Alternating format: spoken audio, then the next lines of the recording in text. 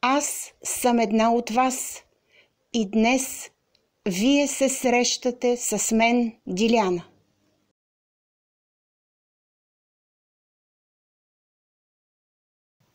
Скъпи приятели, здравейте! Аз съм Диляна. Благодаря ви, че днес отново сте с мен. Благодаря на всички вас, че през последните 2 години и половина подкрепяха моя канал. Ето вече ние сме една малка общност, над 1000 човека. Искам да кажа добре дошли на новите абонати. Надявам се, че тук ще ви бъде интересно. Ще се радвам на всички въпроси, които поставяте. Ще гледам да отговарям своевременно и ще обсъждаме различни теми, които в моите видеа разглеждам. Последното видео разбуди духовете и предполагам, че и днешното ще направи това, защото днешното видео е посветено на един въпрос, който много хора от вас ми поставиха. Това е въпросът за магиите. И така, какво са магиите? Какви видове магии съществуват? Как можем да се пазим?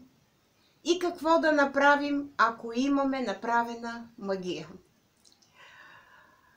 Магията, това е силно концентрирана отрицателна енергия, която някой изпраща към някого, като има за цел този човек да се разболее, да умре, или в живота му да настъпят тежки последствия или обстоятелства, при които той да изгуби работата си, парите си, собствеността си, близките си, семейството си, достоинството си, ако щете, и накрая живота си. Магията е един енергиен удар, чрез който някой изтласква някого от пътя му и не му позволява той да се движи в правилната за него посока. Магията е вид отмъщение на някого или към някого, който може нищо да не е направил, но може да е направил и някакви тежки неща. Магията е една насъбрана отрицателна енергия, енергия на злоба, на завист, на ненавист, на омраза към някого, когото искаме да унищожим емоционално, психически и физически, защото искаме да му отмъстим, че той е по-добър от нас. Магията е едно мисловно и енергийно разрушение, което не само изпращаме към някого, но и физически поръчваме, като плащаме материалната цена, за да бъде то изпълнено. Магията е заветно желание на озверели от завист, злоба и ненавист хора, които правят всичко възможно да напакостят на някого, като разрушат живота му, човешката му личност и всъщност човешкия му живот. Магията е една отрицателна градация на нашата омраза към някого. Магията се прави от хора, които не желаят да застанат лице в лице с онзи, на когото искат да напакостят, а просто чрез магията те искат да му нанесат удар в гръб, като тяхната единствена цел е той да не разбере кой е поръчал магията. Магията е един акт на обсебеност, чрез който един човек иска да унищожи друг човек или семейството му, или материалните неща, които притежава, или да кажем материалното му благополучие, завинаги. Не само това, понякога той иска да унищожи човека като същност и стойност, да унищожи човешкия му живот. И всъщност, според космическите закони, магията е вмешателство, което е забранено, то е непозволено. И всички онези, които си позволяват да правят магии, са наказани свише. Аз по-нататък ще разкажа няколко случая, на които станах свидетел. Много хора говорят за бяла и за черна магия. Няма бяла и няма черна магия. Това, което някой ви обяснява, че бялата магия, това е магия за любов, това е недопустимо. Защо? Защото всички ние сме дошли тук да извървим път, да научим уроците си и да отнесем опита си в отвъдното. А когато някой прави бяла магия за любов, т.е. когато някой иска да бъде с някого, това е абсолютно недопустимо, защото в пътя на душата на този човек, онзи, който прави магия, за да бъде с него, не е заложен. Тоест, той съзнателно иска да присъства в живота на някого, без това да е дадено свише, т.е. отгоре. Най-честите магии, които се правят, са магии за любов, магии за невървеж и магии за смърт. Магии за любов. Аз имам няколко случая, във връзка с които искам да ви разкажа какво точно се случи. Случаите бяха свързани с мои приятелки, които пострадаха от тези магии за любов. Една моя приятелка се запозна с един мъж и всъщност много кратко тя реши, че това е мъжът, който й трябва. И може би около 2 седмици след като започна тяхната връзка, тя сподели, че се усеща много странно. И аз се попитах какво разбира под това много странно. И тя каза: ти знаеш, че аз съм спокоен човек, но имам моменти, в които започвам да изпитвам силно безпокойство. И аз искам да се обадя, на този мъж, аз искам той да е до мен, аз искам, той непрекъснато да присъства в живота му. Като се има предвид, че тя като човешка същност бе съвсем различна, аз наистина се притесних за нея. И реших, че трябва все пак да минат 2 месеца, за да видим за това време какво се случва в нейния живот. Тези моменти на притеснения и на ескалация на мисли за този човек обаче станаха все по-чести. Тя сподели, че едва ли не всеки ден тя иска да го чува, да го вижда, да му звъни по телефона непрекъснато, те да разговарят. И всъщност аз реших, че това не е само едно влюбване, а че има нещо друго. Защото имаше моменти, в които тя просто, да го кажа така, виеше от мъка.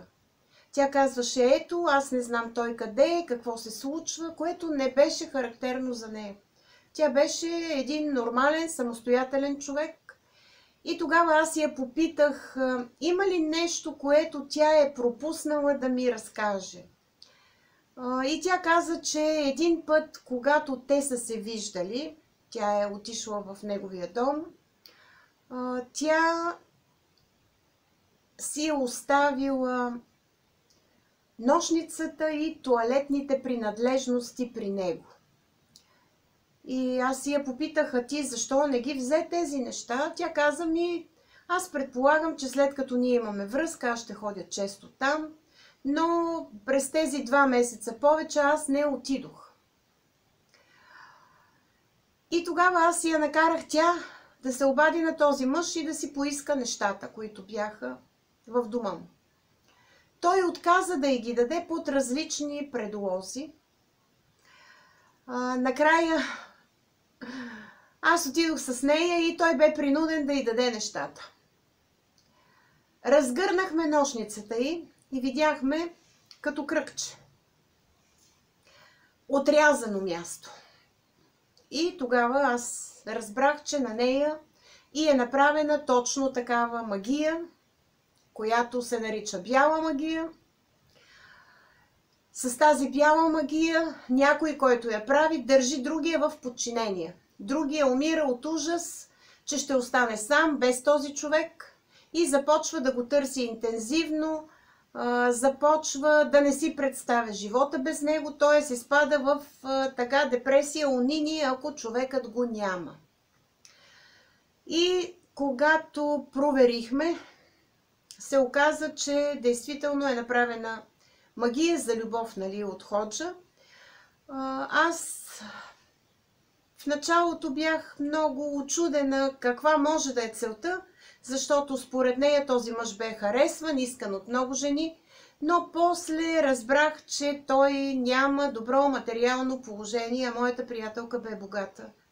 Нали, родът ти имаше пари, жилища, много собствености извън София, така че тя бе лесна плячка и така всъщност бе изиграла ролята на примамка за този мъж. Да, разбира се, после бе направено всичко възможно да се развали тази магия, но лошото беше, че тя мина през един период, който бе много тежък. Това бяха няколко месеца. Емоционално, физически, психически тя беше зле. И след като бе развалена магията, може би около 6 месеца след това тя беше зле и се наложи да ходи при психолози, при психиатри, за да разговаря за състоянието си. От тогава тя изпитваше страх при запознанства с нови хора и изпитваше ужас, че трябва да отиде и да преспи при някого, нали? Даже след като тя имаше с този някой връзка. От тогава тя започна да не си оставя никъде нещата, защото се страхуваше, че могат да й направят нещо. Другият случай, който искам да ви разкажа, е свързан с един млад мъж, с когото се запознах преди, може би, около 20 години, когато още правех срещи с читатели. Този мъж дойде, видял го 3 пъти всъщност. Първият път дойде и той каза, че е много влюбен в една жена и ми разказа, че той си е позволил да направи бяла магия за любов, защото тази жена е била омъжена, имала е 2 деца и всъщност след тази бяла магия, която той е направил, имал, нали, един познат ходжа, при който ходил в Родопите, и някъде от 2 месеца по-късно тази жена вече била с него. Той каза, че е много щастлив, че тя е изоставила мъжа си, че е изоставила децата си, нали, предишното си семейство и че е с него. И тогава ние водихме един така много тежък разговор. Аз обясних, че това, което той прави, е наказуемо. Свише, говорим от Бога. Че той няма право да откъсва една жена от семейството, от мъжа и от децата и по този начин. Но той каза: не, аз много я обичам, нали, аз не мога да живея без нея и така нататък. И всъщност ние се разбрахме с него, че той ще прекрати това вмешателство, че ще отиде и ще помоли ходжата да развали магията. Вторият път, когато се видяхме с този мъж, действително това се беше случило. Той каза, че ходжата е развалил магията и че всъщност вече 3 месеца те не са заедно. Но той каза, че много тъгува, че му е тежко, че му е мъчно и че не може да живее без тази жена. Докато жената не даваше подобни признаци, защото аз попитах тази жена дали го е търсила, дали се е обаждала. Той каза не. След като ние развалихме тази бяла магия за любов, тя повече не се интересуваше от мен. И третия път, когато го видях, всъщност ние не разговаряхме, защото от канала казаха, че той отново си е позволил да отиде при този ходжа и да направи тази бяла магия за любов. И те казаха, че не желаят да дават никаква информация повече за него, тъй като той прави наказуеми свише неща. Тъй като няма право да бъде с някого, който не му е определен в този живот и да върви с него по пътя си, като пренебрегва онова, което е заложено на душата. Третият случай, който е свързан с тези бели магии за любов, е свързан с един мой приятел. Той беше любител на жените. Имаше много приятелки и беше вечният ерген. И когато ми каза един път, че всъщност той е намерил жената, с която смята, че може да живее, аз доста се очудих, като знаех какво представлява като характер и емоционалност. Но реших да се запозная с тази негова приятелка, защото той настояваше. И след това ние започнахме периодически да се виждаме, нали, с тях двамата. Това, което ми направи впечатление, че той беше като обсебен. Може би е точната дума. Той мислеше само за тази жена, той говореше само за нея. Той беше готов във всеки един момент денонощно да се отзове, ако трябва, нали, нещо да бъде направено за нея. Като човек той бе добър човек, но това сякаш ми се стори прекалено, защото той бе изгубил като че ли личното си пространство, нещо, нали, на което много държеше, и все едно бе станал придатък, нали, към тази жена. И един ден, когато тя беше заминала някъде в провинцията, ние се видяхме с него да пием кафе и той каза, че му е криво, тежко, мъчно, че тази жена я няма. И аз казах, че е нормално, когато те имат връзка, но той ми обясни, че някакси това за него не е нормално. И аз го попитах, когато се виждат всъщност те как си прекарват времето, и той обясни, че тази жена е голяма готвачка, че тя прави най-различни неща, които той обича, и че всъщност всеки път, когато тя нещо е сготвила, той сякаш се усеща все по-привързан към нея. Всеки път, когато е отишъл на обяд или на вечеря при нея, аз го попитах кога се случва това, и той каза, че един път в месеца той отива при нея с преспиване и 2 дни тя само готви.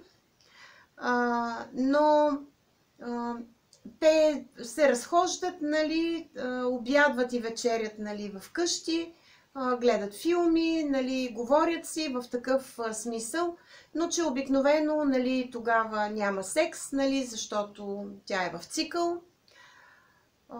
И след това той, нали, е доволен, че си е прекарал хубаво времето си с нея, нищо, че не е имало секс. И когато аз го попитах горе-долу колко време, нали, траят тези срещи, колко месеца всъщност са минали, той каза, че 1,5 година вече има, когато те винаги се виждат един път месечно, нали, от тях, иначе, нали, тя идва при него на гости, но един път месечно той ходи при нея и тя готви 2 дни за него. И всъщност какво се оказа? Оказа се, че тази жена е правила магия, за да задържи този мъж, магия за любов, като е използвала, дето казва народа, срамотиите си. Тоест, тя беше използвала кръв от цикъла и беше слагала тези неща в ястията, които му е правила, в хляба, който е месела, всъщност в кекса, във всичките неща, които тя е готвила за него. Това са много тежки неща. Значи, когато човек е захранен по този начин, с храна, в която има подобни остатъци, така да го нарека, другият човек започва да изпитва неистова любов и по всякакъв начин желая да бъде на разположение, не може да се откъсне от този партньор. Това са така наречените народни магии, когато една жена иска да задържи един мъж и той никога повече да не ходи по чужди жени, както казват бабите, никога повече да няма друг партньор, да вижда само и единствено тази жена. Мина още известно време, и този приятел започна да се усеща зле. Той каза, че има чувството, че полудява. Бяха минали, може би, около 9 месеца от връзката им. И тогава аз си позволих да му кажа, че ако иска моето мнение, аз ще го дам. Ако иска помощ, ще му помогна, ще го насоча към хора, които разбират, но че той е обсебен от тази жена не защото я обича, а защото тя му е направила магия за любов. В началото той не ми повярва, но след това, когато аз му разказах всичките тези неща, той беше буквално потресен. Минаха, може би, още няколко месеца, в които той се бореше с тази мисъл, дали той да направи акт на освобождаване от магията или не, или да продължи да остане с тази жена, защото смяташе, че тази жена му пасва емоционално, сексуално, интелектуално и че някакси той не може да се лиши от нейната компания. И всъщност още няколко месеца по-късно, може би там някъде към година вече беше връзката им и контакта им, той каза, че не може да се усеща по този начин, че той иска помощ. И тогава му бе помогнато той да се освободи от тази магия. Но много време след това той не беше същия. Той се усещаше зле вътре в себе си, не желаеше връзки, което не беше характерно за него, защото той бе много любвеобилен като човек, много земен, много директен и много приятелски настроен. Но изведнъж той започна да страни от хората, сякаш изпитваше страх или може би преживяното се връщаше отново и отново с пълна сила и той не можеше все още да се освободи от мисълта за това преживяно. Така, това бяха примери за магиите за любов. Сега, искам да разкажа една история, която е малко по-дълга. Аз ще се постарая по-накратичко да я разкажа. Тя е свързана с една магия за невървеж. В тази история участва едно семейство, които бяха близки на моите родители. Те живееха в едно съседно село до Угърчин и всъщност те бяха приятели от много дълги години и ние от време на време им ходехме на гости. Те бяха много трудолюбиви хора, И мъжът и жената работеха, имаха огромна градина с плодове и зеленчуци, имаха много животни, пилета, кокошки, прасета, агнета, кози. И се трудеха от сутрин до вечер. Децата им също бяха много мили. Имаха 2 дечица. И всъщност, когато отидохме, ние ходехме с брат ми, нали, от време на време там. И когато отидохме един път, те споделиха, че не се усещат добре.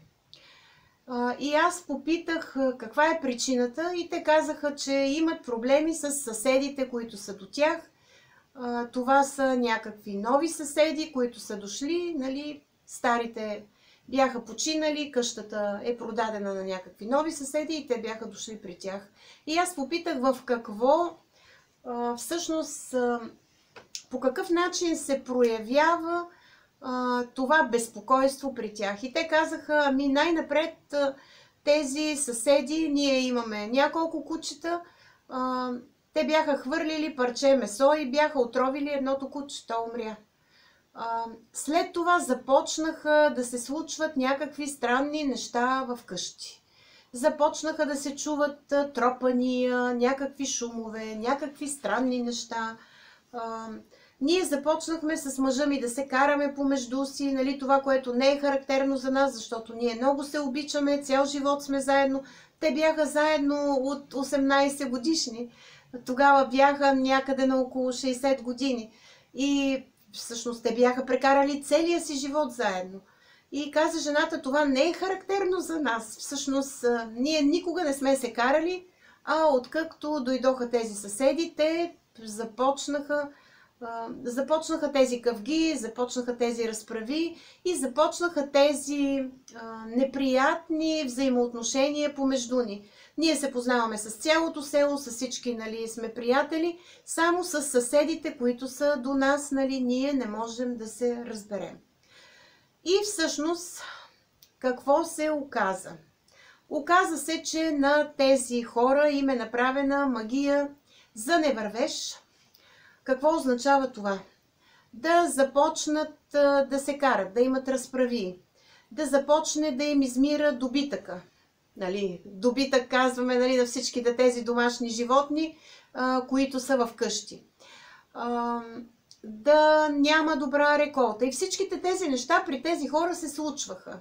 Нали, умряха им там няколко агнета.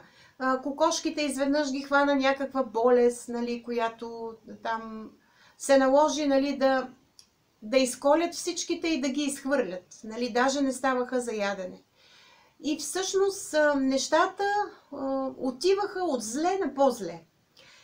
И тогава жената се обърна към мен един път, когато бяхме, и ми каза, аз знам, че ти познаваш много хора, можеш ли да ми помогнеш? Аз мисля, че все едно има нещо направено, нали, в къщи, за да бъде този невървеж. Моля те, поинтересувай се, нали, питай от твоя информационен канал, дали те могат да ми помогнат. Аз веднага откликнах на зова за помощ на това семейство. В едно от видеята аз ви бях разказала, че преди около 27 години аз бях на един курс, организиран от Асоциация Феномени за хора със способности в София. И тогава аз се запознах с много хора. И всъщност на този курс аз се бях запознала с една госпожа, която се занимаваше с разваляне на магии. И от време на време ние се виждахме, разговаряхме, тя ми разказваше случаи, аз си разказвах случаи. И беше много интересно да се проследят, нали, всичките тези неща, кой какво прави и защо го прави. И тогава аз се обадих на тази госпожа и я помолих за помощ. Обясних и, че тези хора са ми много близки, че трябва обаче да пътува до провинцията, че ние ще я закараме. И я попитах всъщност колко време ще отнеме цялото това нещо. Аз й разказах за какво става на въпрос. И тя каза, че поне 3 дни тя трябва да престои в къщата на тези хора, за да може да им помогне. И това бяха един петък, събота, неделя. Пътувахме с брат ми, взехме я от София, закарахме я до това село. И тя ми разреши да наблюдавам целия сеанс, който тя правеше. Тя беше силно вярваща в Бога, тя използваше само молитви. И всъщност чрез тези молитви тя успя да помогне на това семейство.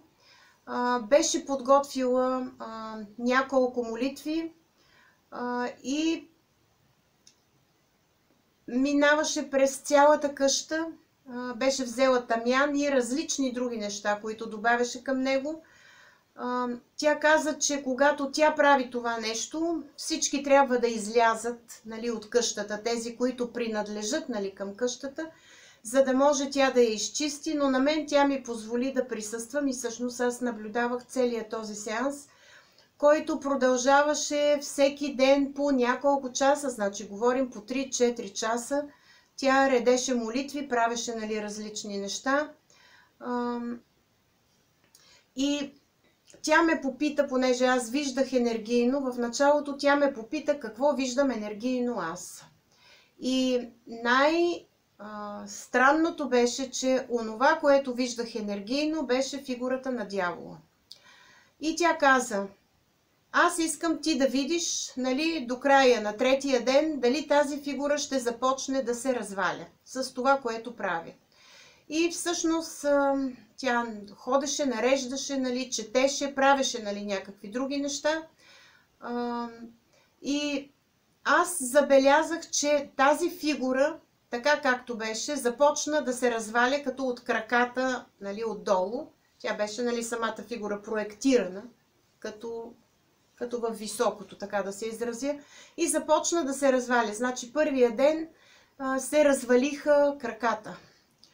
И остана само, нали, де-факто тялото без краката. Втория ден се развали тялото, нали, до главата.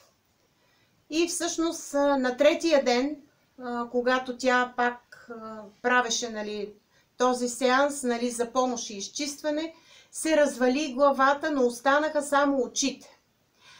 И тя каза, че след като са останали само очите, значи трябва да дойде още един път и да престои, нали, отново 3 дни.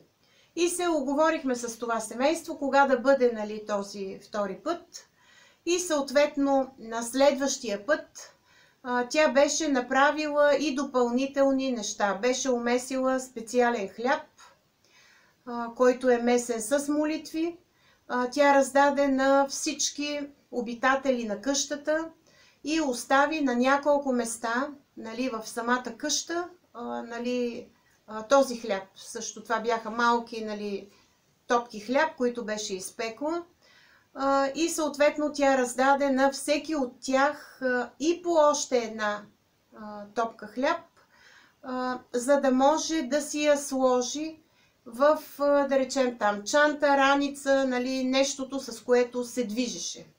Нали, те не бяха големи в такъв смисъл. Те бяха малки топки хляб, нали, колкото един юмрук. И тогава тя ме попита отново, нали, какво виждам аз. И вече очите след 3-я ден, след втория престой, на 3-я ден, очите вече се развалиха. И всъщност тя успя да помогне, нали, на тези хора. Но тя каза те да внимават в следващите няколко месеца, да не се окаже, нали, че съседите са разбрали, да не направят нова магия, нали, защото тогава помощта, нали, ще бъде много по-тежка и много по-трудна, защото ще потрае, нали, още дълго време. И всъщност те следяха дали съседите нещо пак ще направят, нали, но до момента, нали, не бе направено. Тогава аз, виждайки всичките тези неща, я разпитах за какво става на въпрос. И тогава тя ми каза, че от 6 гроба е взета пръст И всъщност по тази причина е трябвало 6 дни тя да остане в къщата, за да може, нали, с тези молитви да прогони умрелите, образно казано, нали, душите на починалите, които са извикани, за да могат, нали, те да се приберат, нали, отново в отвъдното, да не идват да не пакостят и да може да ги умиротвори, така се изрази тя. И след това да може, нали, тази хармония и това спокойствие, което е имало, нали, в къщата преди да бъде направена тази магия, да се възцари отново. Това беше един акт на помощ свише, така да го нарека, защото тази жена много често започна да гостува на хората, те я канеха там, те казваха: ти си нашата спасителка, ти ни помогна, и слава Богу нещата, нали, тръгнаха към по-добро, нали, преминаха тези изпитания, премина се този невървеж, но те продължаваха да внимават, за да не им се случи, нали, отново това нещо. И всъщност следващият момент за магии, това е магия за смърт. Това е една от най-тежките магии. Когато някой направи, нали, подобна магия, той има за цел някой да умре задължително. Тоест, това означава да се разболее от тежка болест, да бъде в агония, нали, и да умре. Често пъти обаче тези, които правят магията, не могат да фиксират конкретния човек, точно той да умре, а фиксират други хора. И за един такъв случай аз искам да ви разкажа. Близък на мои приятели, за мен съвсем, нали, непознат човек, ме помоли всъщност за информация и аз видях, че там някъде, нали, те описаха, нали, не го познавах, не знаех къде живее, нали, абсолютно нищо. Показаха ми от канала, нали, как изглежда неговата къща. Той имаше къща и дворно място, живееше извън София. И те казаха, че еди къде си там, нали, до едно дърво, което изглежда еди как си, трябва да копае, нали, на 1 метър, нали, и ще намери нещо. И, нали, нещото беше намерено, да, съответно там бе насочен, нали, като кой как да го развали. Нали, и по-късно, може би 6 месеца по-късно, се оказа, че едното му дете е болно. И този човек ми се обади, нали, по телефона и попита, нали, какво може да се направи, защото детето е много болно. Но всъщност детето бе болно от неизлечима болест и не можеше вече нищо да се направи. И се оказа, че показаха пак, нали, от канала, че там, нали, на друго място, в двора му, отново има нещо заровено, нали, и трябва, нали, да бъде съответно направено нещо, да се изхвърли. Той направи всичко, но вече беше много късно. За съжаление, детето му почина. Тези, които се бяха опитвали, нали, да му помогнат, нали, защото той не се обърна точно към църквата, а се обърна към хора, нали, които развалят магии, не успяха да му помогнат. И вие знаете, че в подобни случаи човек се опитва да направи всичко възможно да помогне на близките си, но понякога не прави точните неща и не може да им помогне. И тази магия за смърт мен много ме потресе, защото колко злоба, завист, омраза трябва да е събрал човек, за да тръгне и да прави подобни магии на някого за смърт, да му прекрати живота. Това просто нямам думи. Направо бях потресена и съм потресена, когато чуя и видя, че се правят, нали, подобни магии за смърт. И тогава, разбира се, веднага идва въпросът: как човек би могъл да се предпази от подобни магии? Как би могъл да не ги допусне? Или ако те вече са се случили, какво трябва да направи? И всъщност сега аз ще ви кажа няколко неща, които ако видите нещо странно в къщи или във вашето поведение, или в поведението на вашите близки, да направите. Аз ще изброя няколко неща, които човек трябва да направи, ако му е направена магия. Първото нещо, което е най-важно, да не се страхувате. Защото страхът, който изпитвате, ние сме една енергийна цялост, страхът, който изпитвате, отваря врата на злото да влезе във вас. Тоест, до момента с направената магия, злото е до вас.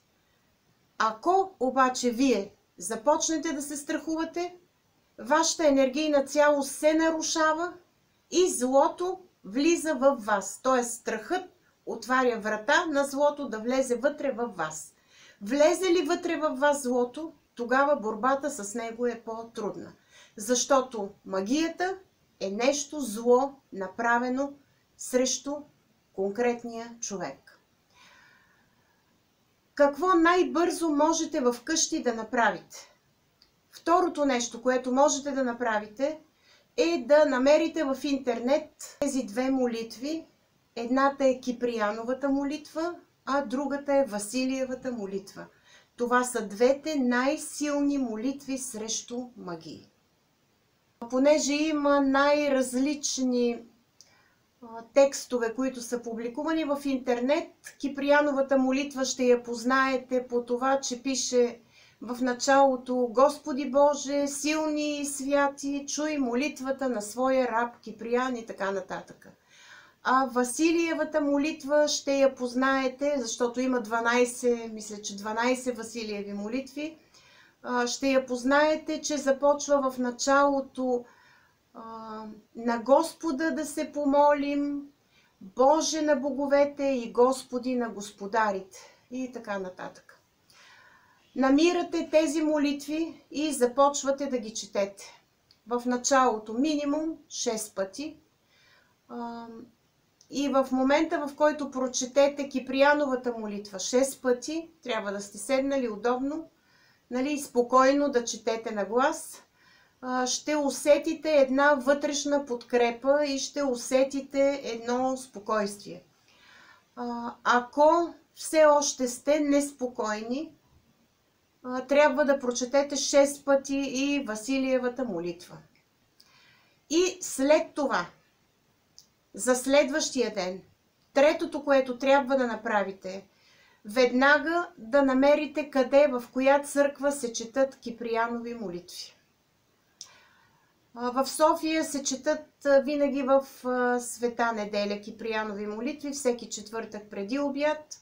Можете да отидете там, нямам представа как е, нали, в другите градове, но в София можете да отидете, да си носите няколко шишета празни, за да си налеете вода от Киприянови молитви, да вземете някакви дрехи ваши, да речем бельо, долно бельо имам предвид, чорапи, гащи, потници, нали, там каквото носите, и да запишете преди самата молитва имената на всички, които са потърпевши, да речем в дома ви. И вече те ще ви кажат кога точно, нали, можете да записвате молитви, защото се записват всяка седмица. Нямам представа за месец, нали, за година, дали можете да записвате имената. По време на всяка молитва се четат имената на всички, които са записани. Можете да си донесете хляб или да го купите от някъде, за да може върху този хляб да се чете също молитвата. И този хляб, след като свърши молитвата, да отрежете едно парче, да оставите за църквата, да отрежете едно парче, нали, вие да хапнете и да подадете там, да речем, на съседа ви, защото има много хора, които чакат винаги за Киприянова молитва. И останалата част от хляба да го занесете у вас и да раздадете по парче хляб, нали, на всичките хора, които са ви в дома.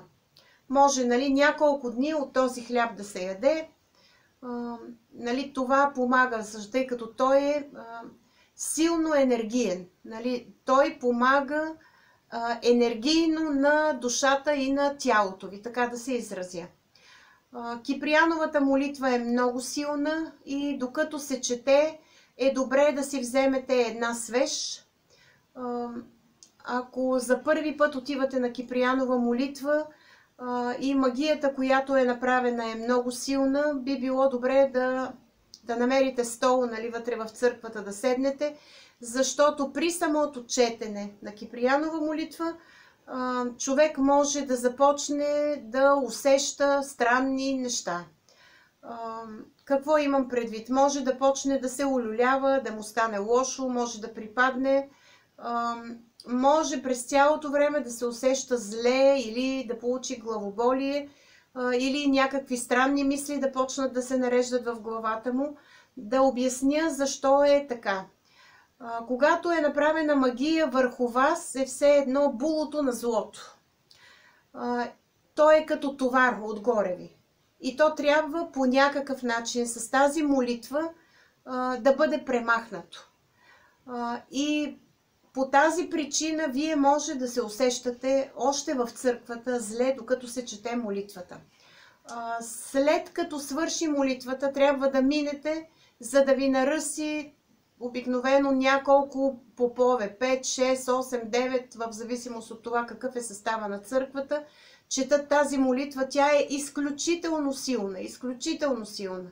Няма друга по-силна молитва, нали, четена, нали, по този начин.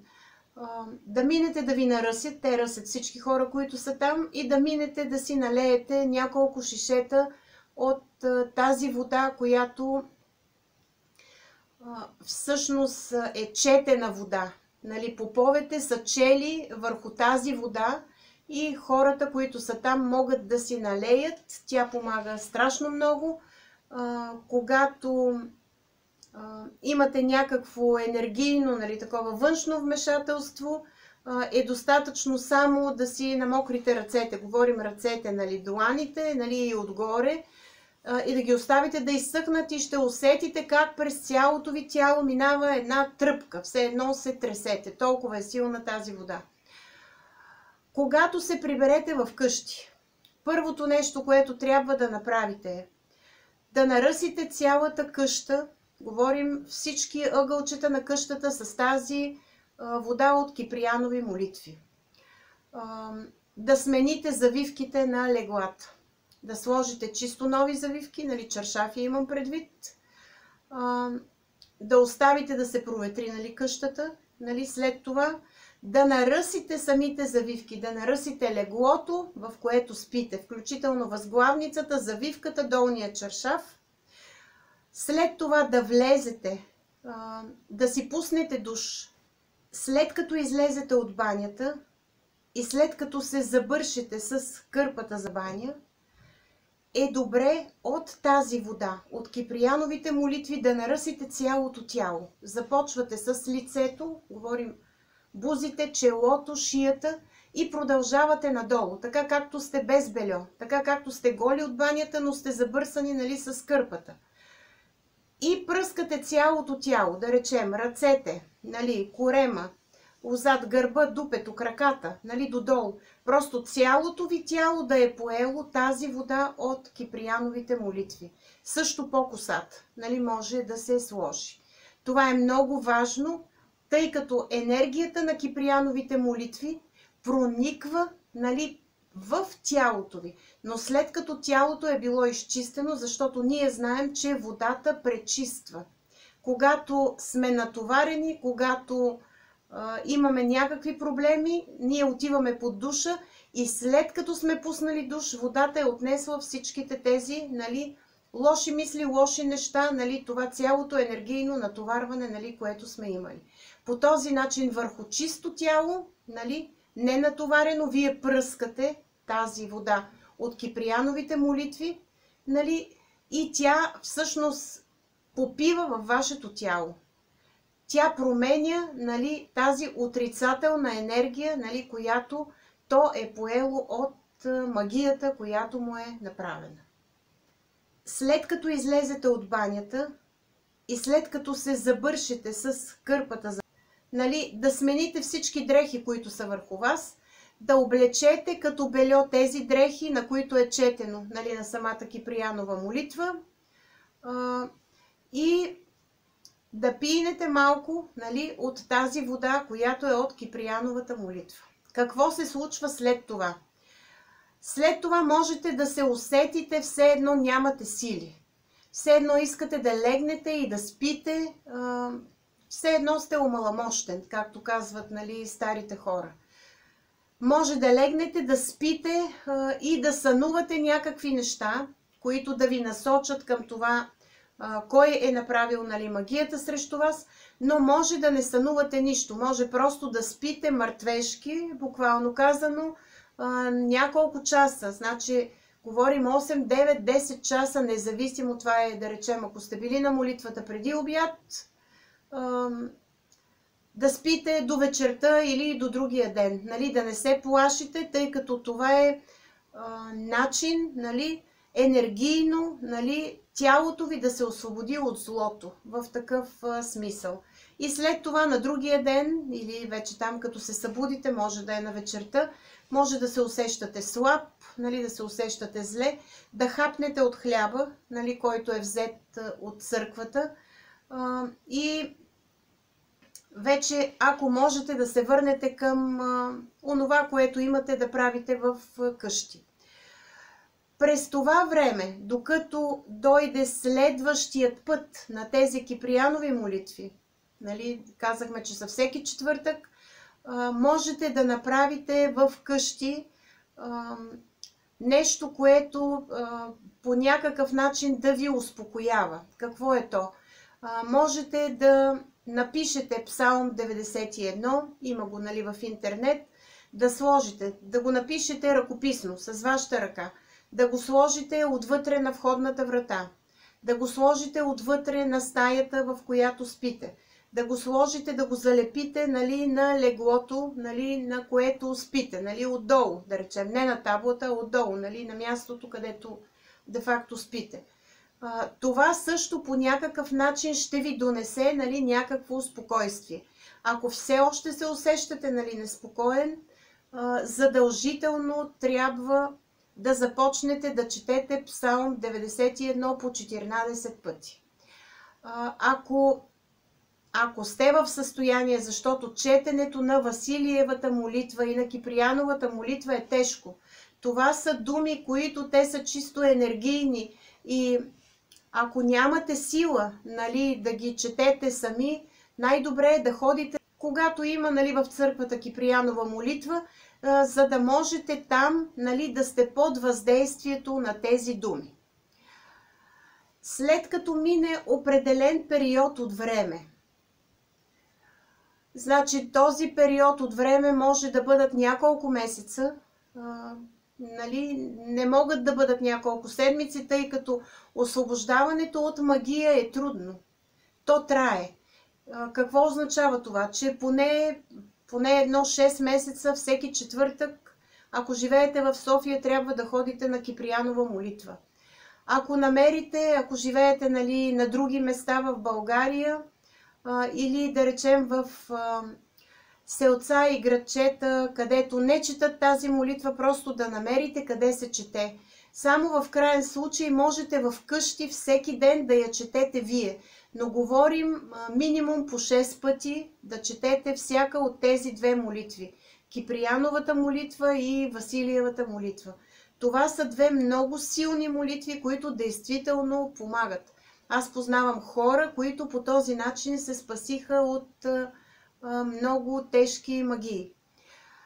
Да носите винаги на ръката си червен конец, казват бабите. Затова на новородените винаги им връзват червен конец, да ги пазят от магии, от прокоби, от лоши очи, от всякакви такива лоши пожелания. Другото, което е важно и което трябва да направите, никога, при никакви обстоятелства, при никого, да не си оставяте ваши дрехи, говорим бельо, говорим нощница, говорим някакви тоалетни принадлежности, като гребени, като ножички. Защо? Защото хората, които се занимават с магии, използват точно косми от косата ви. Те могат да използват ногти, ако вие сте си изрязали ногтите. Говорим всичките тези неща, които са биологична част, нали, от вас. И те могат да вземат тези неща и да ви направят някаква магия. Ако вие не вярвате в Бог, ако вие не посещавате църква, тогава можете по друг начин да си помогнете срещу магия, която ви е направена, като използвате метода на радиестезията. Чрез радиестезията могат да бъдат открити всякакви външни влияния, включително и всякакви вътрешни такива, които са в дома ви, и може да им бъде противодействано.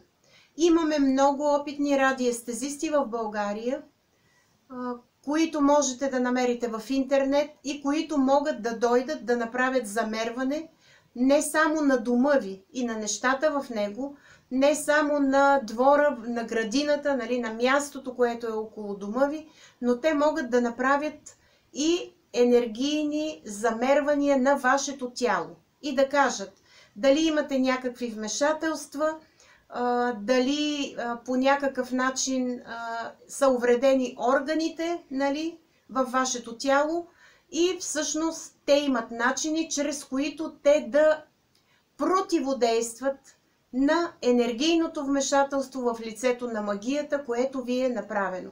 Така че можете да ползвате помощта на радиестезист.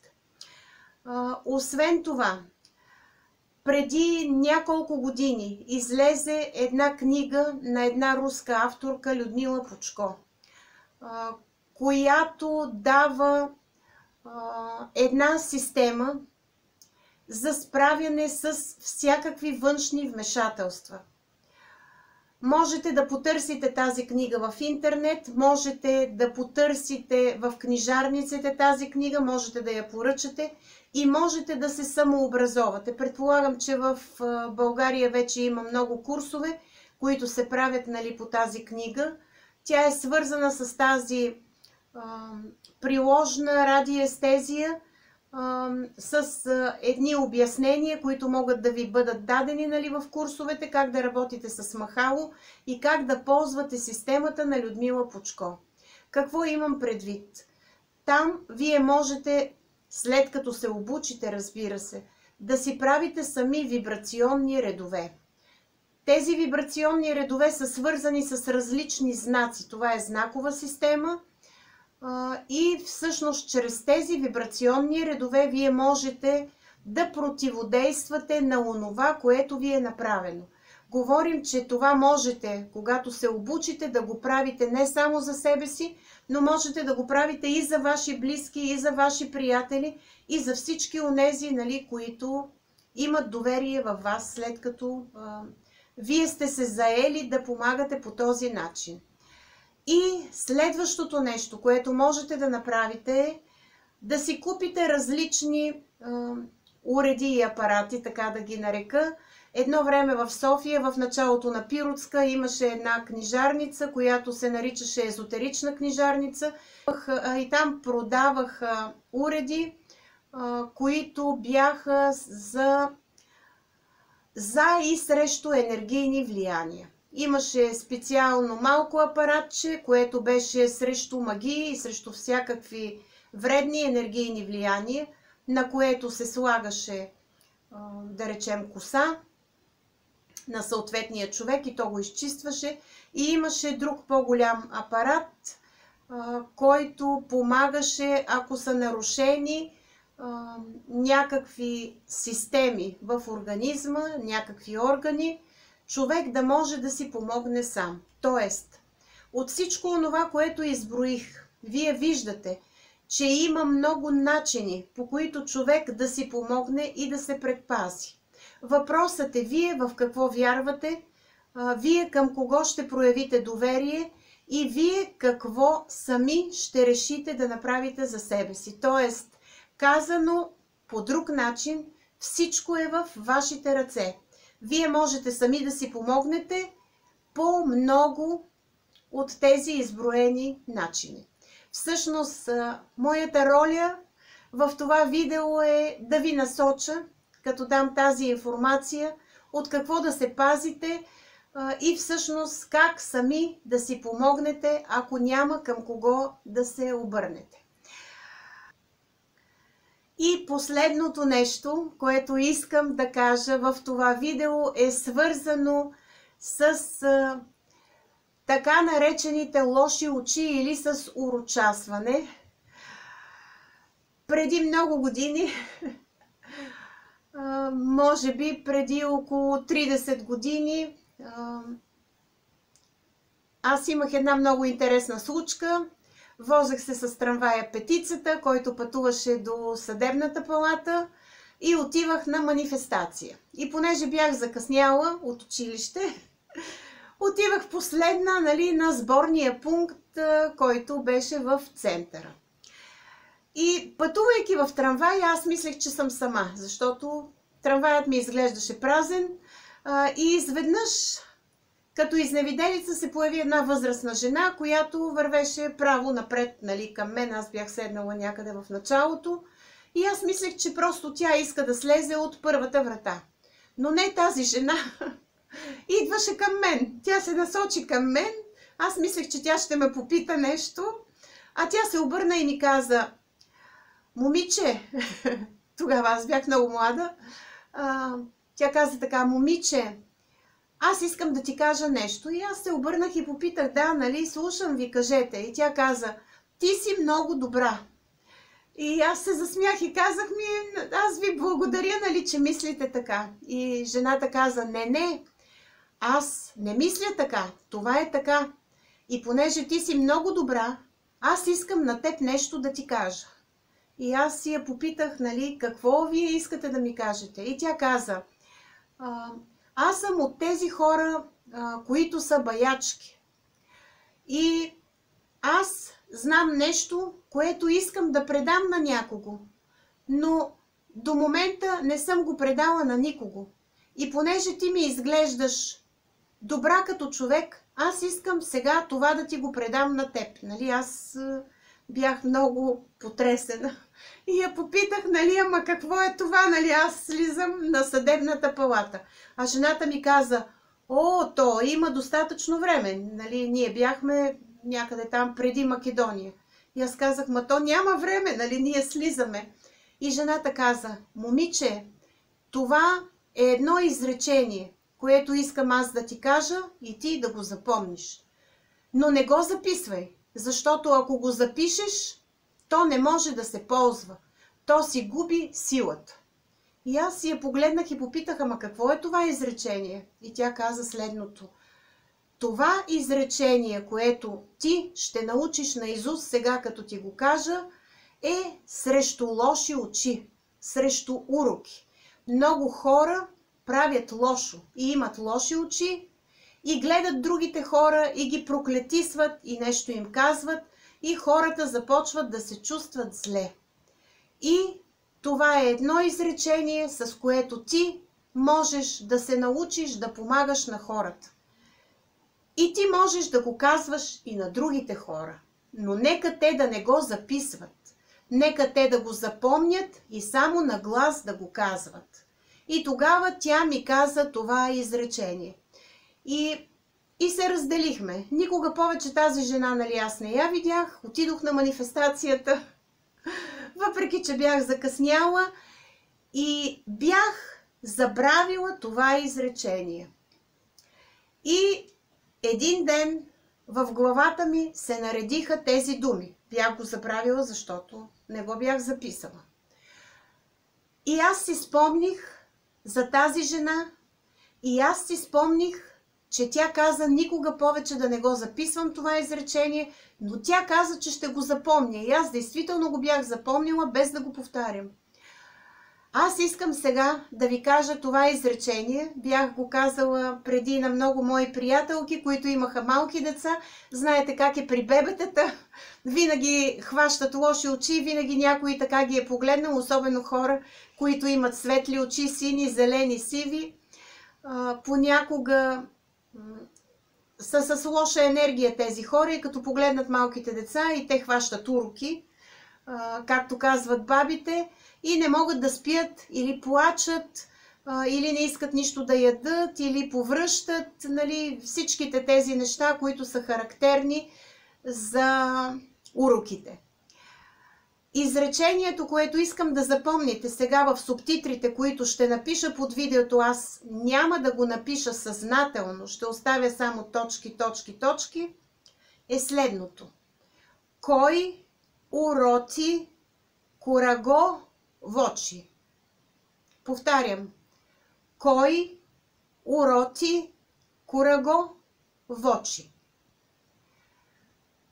Това изречение вие можете да го повтаряте много пъти, ако имате малки деца и те са хванали лоши очи, нали, от хора, които са енергийно лоши или просто нещо, казали са някакви лоши думи или са имали лоши мисли към тези деца.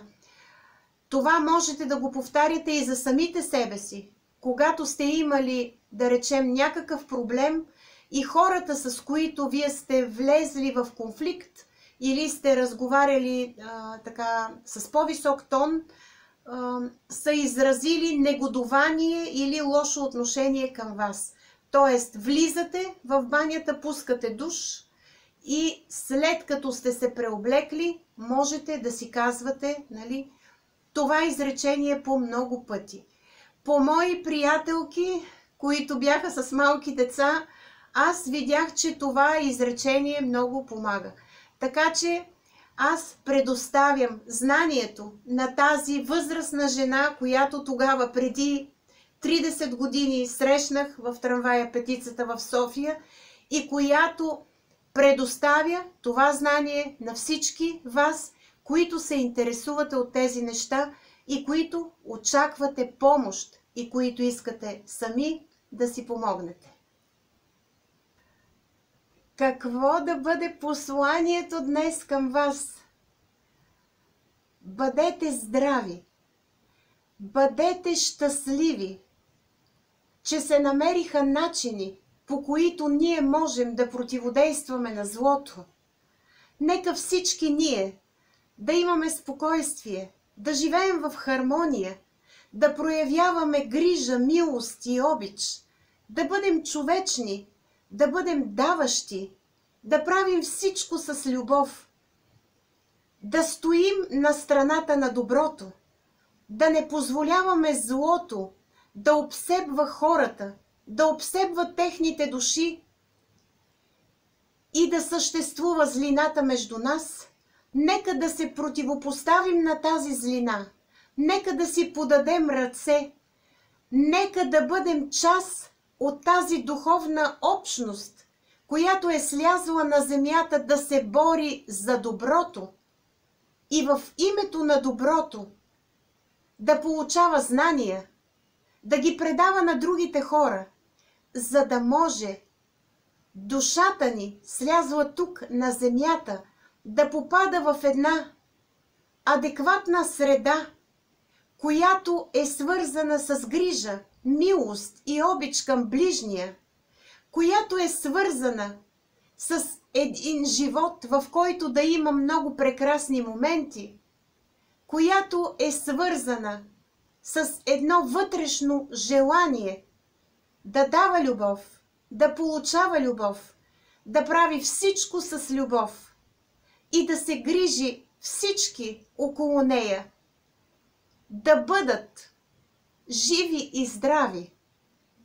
да се радват на многото прекрасни човешки моменти, които имат в живота си, да си помагат, да бъдат отзивчиви, да бъдат честни и лоялни помежду си и да не забравят, че те са безсмъртни души, които са слезли от отвъдното в тези човешки тела, и които имат една единствена задача в човешкия си живот – да помогнат доброто да съществува, да помогнат божествената любов да възтържествува тук, сред нас, на земята. Аз ви благодаря от сърце, че днес бяхте с мен и слушахте това толкова дълго видео. Надявам се, че онова, за което ви разказах, ще ви бъде полезно и ще ви помогне, ако вие имате нужда от тази помощ. Благодаря на всички за търпението, благодаря за вниманието. Ако видеото ви е харесало, можете да го харесате, като поставите лайк, можете да го споделите, да го изпратите на приятели, които се интересуват от тези неща, а тези, които са за първи път на моя канал, могат да се абонират за него. Желая ви здраве, късмет и хармония. Нека Бог да ви пази. Довиждане и до нови срещи!